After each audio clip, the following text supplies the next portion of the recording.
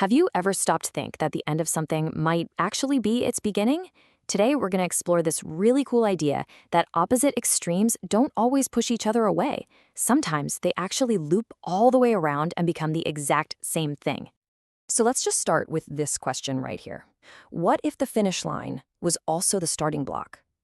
It sounds kind of like a paradox, doesn't it? But it turns out it's a pattern we see pretty much everywhere, from really simple math to the way our own bodies experience the world. Okay, let's make this super simple.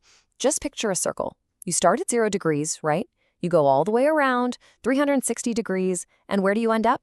Bam, right back where you started. The end point is the beginning point. It's a perfect, clean example of this whole idea. All right, so that's the math, which is cool and all, but let's take this idea out of the textbook and into something we can all actually feel.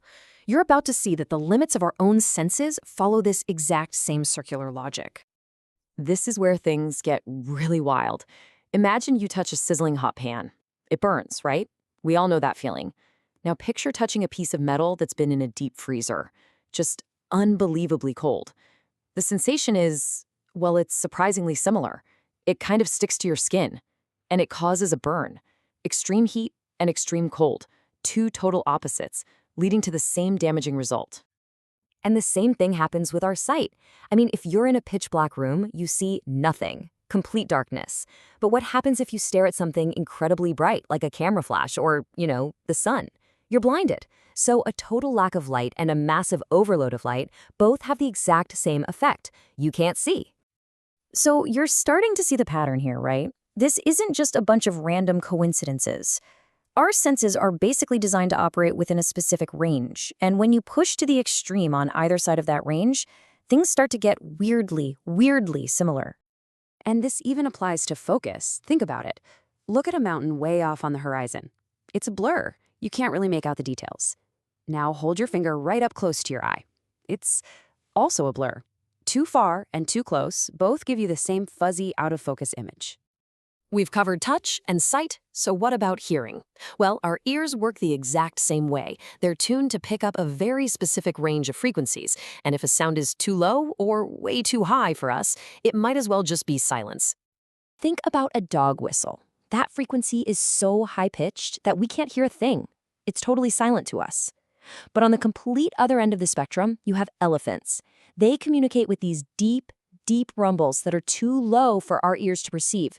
In both cases, one's too high, one's too low, the result for us is exactly the same: silence.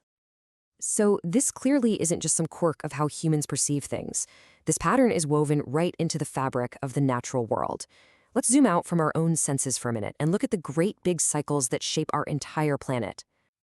And this really is the core idea. It's a loop. Reaching the absolute end of something is the very thing that allows it to begin all over again.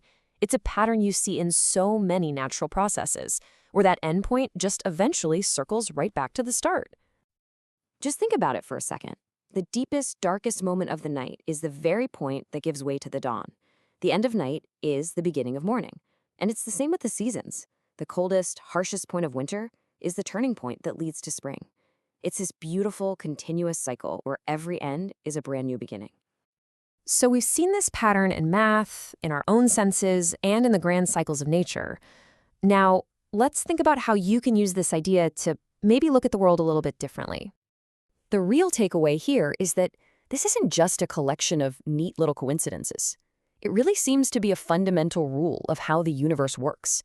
We see it in physics, we see it in the changing seasons, and some historians will even argue that we see it in the rise and fall of civilizations. The world, it seems, is built on loops. So I'll leave you with this question. Now that you know what to look for, where else do you see this pattern playing out? Maybe in your relationships, in the process of learning something new, or even in bigger things like politics. Keep your eyes open for those moments when the end circles all the way back to become a new beginning. You might just be surprised by what you find.